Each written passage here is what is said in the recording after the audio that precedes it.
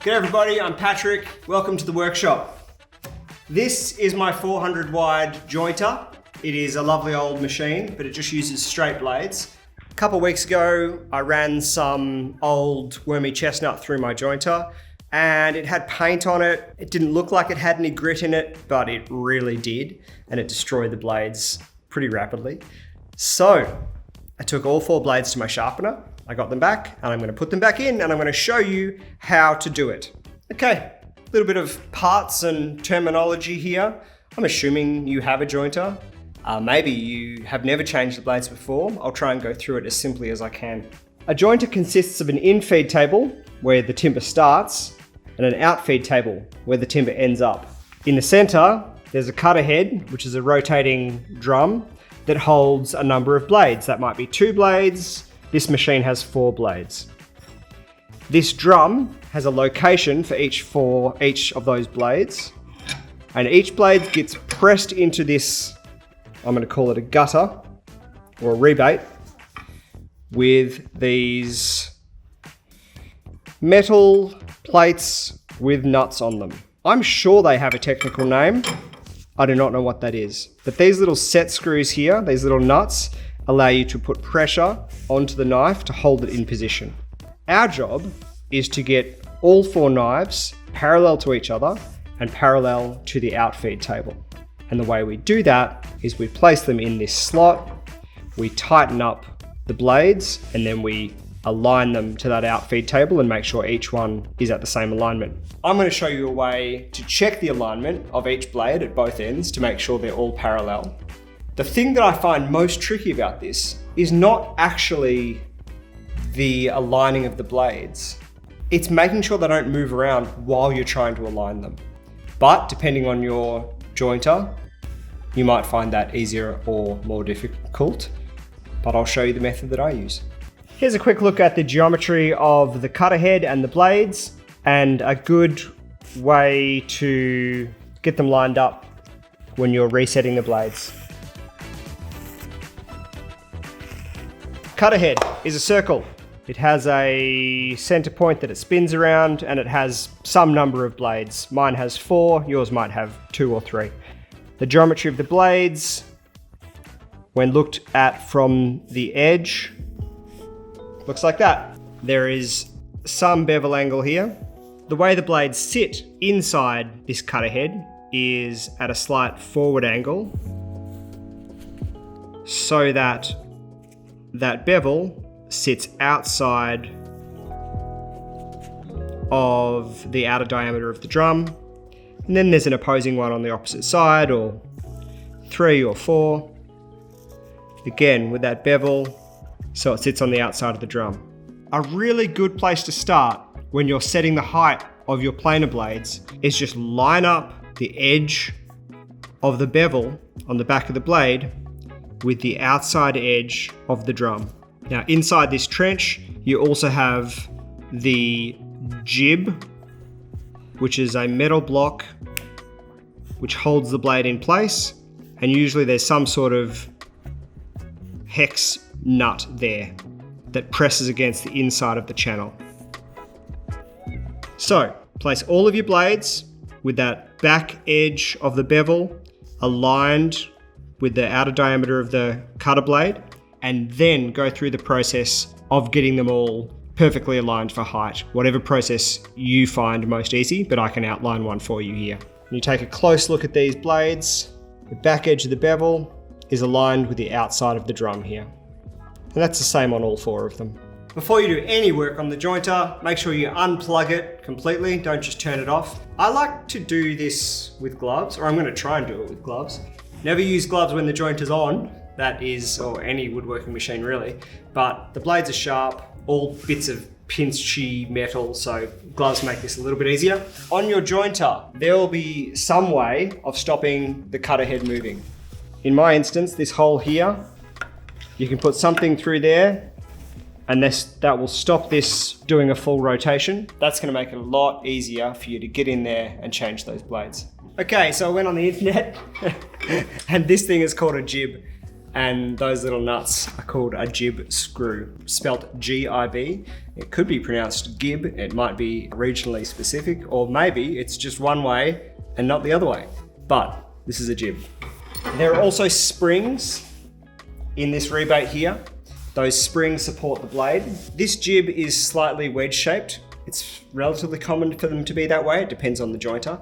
It means that it actually puts more pressure on the blade as the cutter head spins, but it makes it kind of tricky to get the blade in and out. The way that I've found that I can do it is I place the jib into that rebate, and then I have to push it down so that it goes all the way into that rebate, and then I need to slide the blade in, which looks a bit like this. Okay, so when I place it in, I don't have space for the blade at the front here, but if I push it down, then there's space. So I'm going to slide the blade in,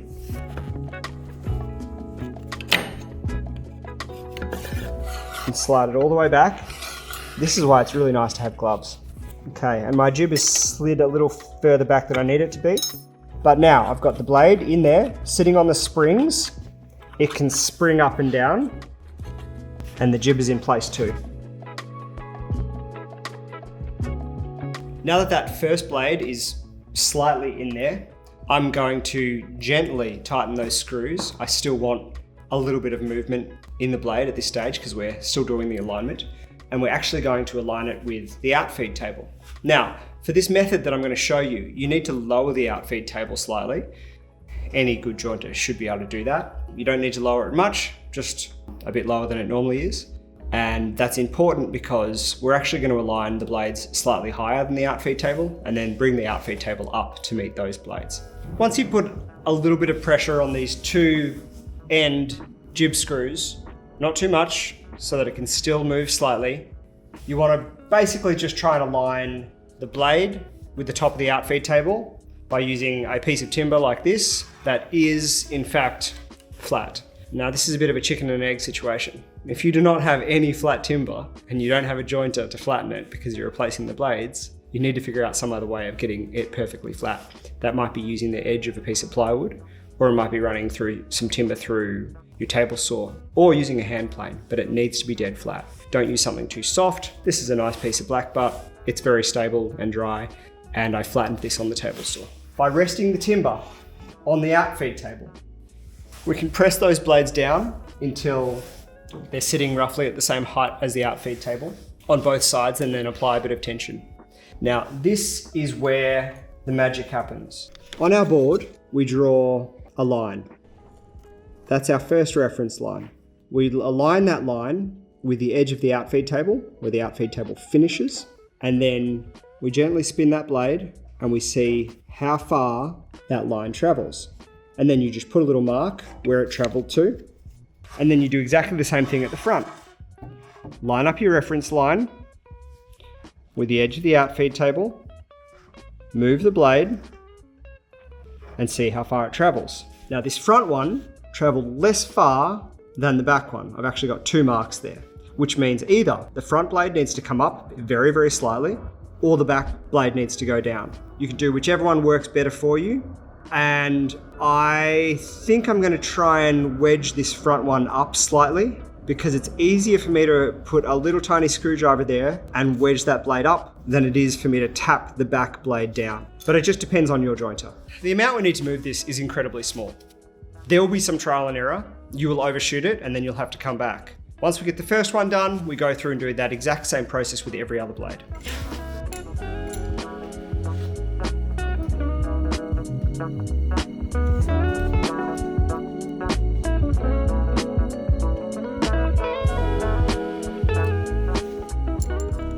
Once you have raised that slightly, you do exactly the same process again and see if those lines are where they need to be. Okay, so this time it overshot it, but only by a fraction. That's my target and I'm about 1 millimeter behind it. So I'm going to loosen that off again, drop it down ever so slightly and test it again.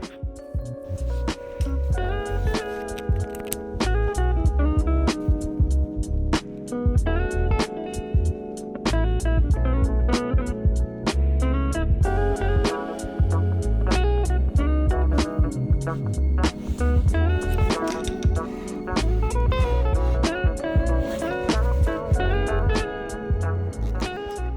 and that time I landed right on target, which is perfect. So I'm going to tighten up every other jib screw in this blade set in the jib, and that is this blade will not move from now on.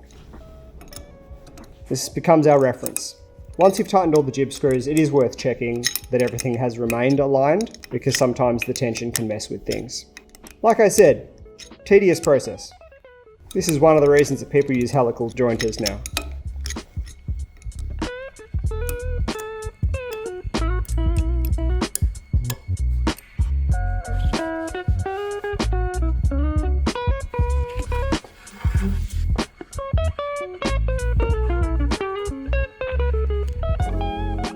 Okay, one blade done. 3 more to go. That many. Okay, so this is our second blade and we repeat the process. I've got it sitting in there with 2 jib screws tight, and then I walk the blade forward. That one can be slightly higher. I'll check the front too while I'm at it.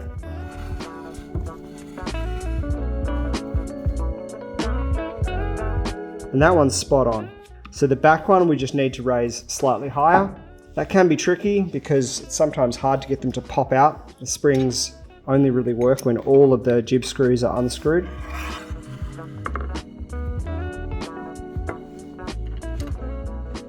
Something that can help if you need to pop these blades out a little bit further is a little magnet like this.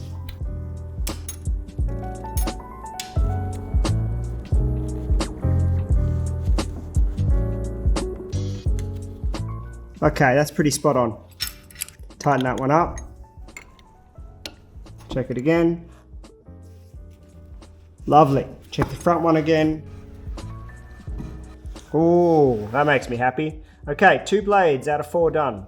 So all 4 blades are set and they're all advancing my little timber jig the same amount, which means they're parallel as close as I can get them. I usually get to about the 4th blade or sometimes the 3rd blade, and I get a little less exacting because it is a time-consuming process. And then, you know, in a month or so, I'm going to do this all again. So it's not ideal.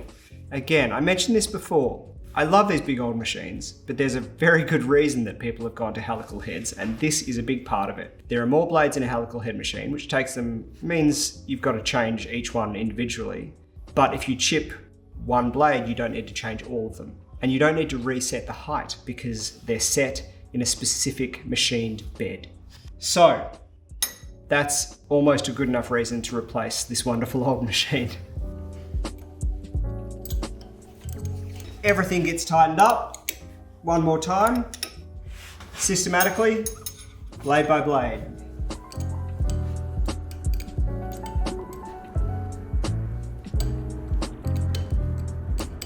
Okay, and once it's all tight, we need to raise that rear bed back up so that it's exactly the same line with the blades. During this process, as I mentioned, the blades have been set slightly higher than the outfeed table, which is why our little jig has walked forward as the blade passes it. What we want to happen now is the blade to just touch the jig, but not move it forward. So, place the timber in the center, and we're going to raise the outfeed table. Mine has a big lever until it is no longer walking that jig.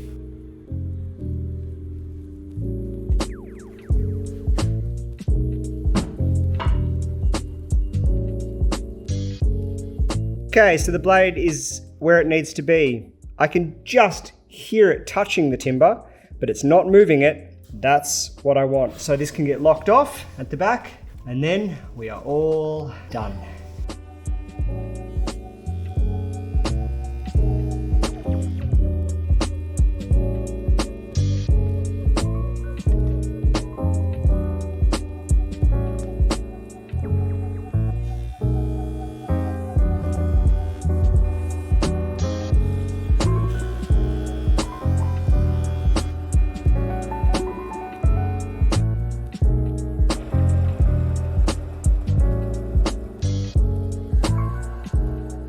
Thanks for watching today. I hope you got something out of it.